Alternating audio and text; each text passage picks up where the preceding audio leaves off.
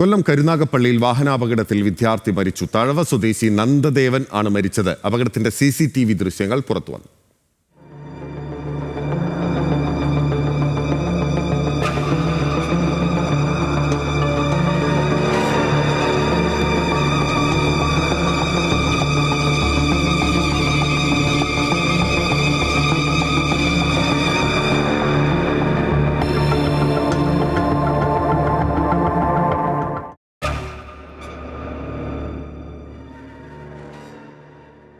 വിവരങ്ങളുമായി ഷമീർ അബ്ദുള്ളാണ് നമുക്കൊപ്പം ചേരുന്നത് കൊല്ലത്ത് നിന്ന്. ഷമീർ, എന്തൊരു ദൃശ്യമാണിത്?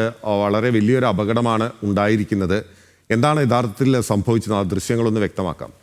ബിനിൽ, കഴിഞ്ഞ ദിവസം ഉച്ചയ്ക്ക് 12:30 കൂടിയാണ് ഇത്തരത്തിലൊരു അപകടം കരുനാഗപ്പള്ളി പള്ളിമുക്കിൽ നടക്കുന്നത്. അതായത് നന്ദദേവന്റെ സുഹൃത്ത് ശ്രീനാഥും കൂടി ഓച്ചിറ ഭാഗത്തേക്ക് സഞ്ചരിക്കുമ്പോൾ ആ വാഹനത്തിന്റെ നിയന്ത്രണം വിട്ട് വാഹനം സ്കിഡ് ചെയ്ത് റോഡിലൂടെ ഇഴഞ്ഞു നീങ്ങി പോസ്റ്റിലേക്ക് തലയിടിച്ചാണ് നന്ദദേവൻ തൽക്ഷണം അവിടെ വെച്ച് മരിക്കുകയും ചെയ്തത്.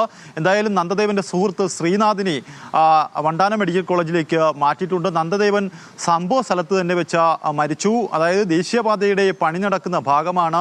റോഡിൽ കൂടുതലായി മെറ്റിൽ കിടപ്പുണ്ടായിരുന്നു. അത്തരത്തിൽ ഈ വേഗതയിൽ വന്ന വണ്ടി ഇത്തരത്തിൽ മെറ്റലിൽ കയറിയാണ് ഈ നിയന്ത്രണം വിട്ടതെന്നാണ് ദൃക്സാക്ഷികൾ പോലീസിനോട് പറഞ്ഞത്. എന്തായാലും ആ നിയന്ത്രണം വിട്ട ശേഷം റോഡിലൂടെ ഏതാണ്ട് 50 മീറ്ററോളം ഇഴഞ്ഞു നീങ്ങി, അതേ വേഗതയിൽ ഇഴഞ്ഞു നീങ്ങി തല പോയി പോസ്റ്റിലിടിച്ചാണ് തൽക്ഷണം ഈ കുട്ടി മരിച്ചത്. എന്തായാലും കൂടെയുള്ള ശ്രീനാഥ് അപകടനില തരണം ചെയ്ത് ഇപ്പോൾ ചികിത്സയിൽ ആലപ്പുഴ വണ്ടാനം മെഡിക്കൽ കോളേജിൽ ചികിത്സയിൽ തുടരുകയാണ്.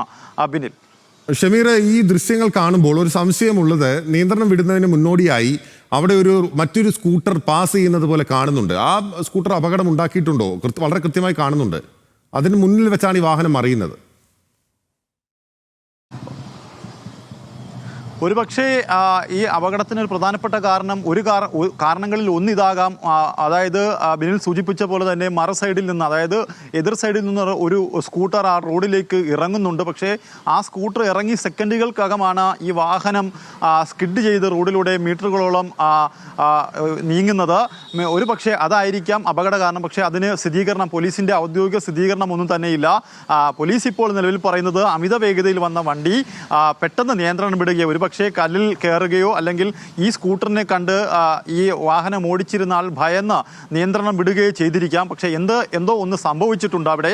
അതുകൊണ്ട് തന്നെയായിരിക്കാം ഈ വാഹനം ഇത്തരത്തിൽ സ്കിഡ് ചെയ്ത് റോഡിലേക്ക് വീഴുകയും ഏതാണ്ട് 50 മീറ്ററോളം ഇഴഞ്ഞു നീങ്ങിയ ശേഷമാണ് ഈ യുവാവിൻ്റെ കയ്യിൽ നിന്നും സ്കൂട്ടർ തെറിച്ചു പോകുന്നതും മറ്റു പുറകെ ഉണ്ടായിരുന്ന സുഹൃത്ത് മറു സൈഡിലേക്ക് വീഴുകയും ഇയാൾ നേരിട്ട് ഒഴുകിപ്പോയ ശേഷം റോഡിലൂടെ പോയി മറ്റൊരു സൈഡിലേക്ക് ചെന്ന് പോസ്റ്റിൽ തലയിടിച്ചാണ് ഇത്തരത്തിലൊരു ദാരുണ അന്ത്യം ഈ വിദ്യാർത്ഥിക്ക് ഉണ്ടായിരിക്കുന്നത്. എന്തായാലും സംഭവ സ്ഥലത്ത് തന്നെ വെച്ച് ഈ വിദ്യാർത്ഥി മരിക്കുകയും ചെയ്തു.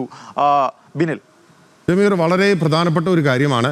ആ ദൃശ്യങ്ങൾ കാണുമ്പോൾ വ്യക്തമാകുന്നുണ്ട് അതൊരു 2-way റോഡാണ്. അതിൻ്റെ നടുവിൽ ബാരിക്കേഡുകളുണ്ട്. അവിടെ അങ്ങനെ ഒരു ക്രോസിങ്ങോ ഏതെങ്കിലും തരത്തിൽ മറു സൈഡിൽ നിന്ന് റോഡ് മുറിച്ചു കടക്കാനുള്ള ഒരു വഴിയോ ഉള്ളതായി കാണുന്നില്ല. പക്ഷെ അതിനിടയിൽ ഒരു സ്കൂട്ടർ യാത്രക്കാരനോ യാത്രക്കാരിയോ വ്യക്തമല്ല, എതിർവശത്തൂടെ, അതായത് പൂർണ്ണമായും റോങ് സൈഡ് കയറി വരുന്നുണ്ട്. ആ റോങ് സൈഡ് കയറുന്ന സ്കൂട്ടറിന് മുന്നിൽ വെച്ചാണ് ആ വാഹനം മറിയുന്നത് എന്നുള്ളത് വ്യക്തമാണ്. അപ്പോൾ കൃത്യമായൊരു നിയമലംഘനം ഉണ്ടായിട്ടുണ്ട് എന്നുള്ളത് ഈ CCTV ദൃശ്യങ്ങൾ കാണുമ്പോൾ എന്തായാലും വ്യക്തമാവുകയാണ്. ആ സ്കൂട്ടർ യാത്രക്കാരനോ യാത്രക്കാരിയോ അതാരായാലും കണ്ടുപിടിക്കേണ്ടത് അത്യാവശ്യമാണ്. കാരണം ആ വിധത്തിലൊരു സ്കൂട്ടർ പോയതുകൊണ്ടാണ് അപകടം ഉണ്ടായത് എന്ന് ഈ ദൃശ്യങ്ങൾ കാണുമ്പോൾ വളരെ വ്യക്തമായി പ്രേക്ഷകർക്കും വ്യക്തമാകുന്നുണ്ട് എന്ന് കരുതുകയാണ്.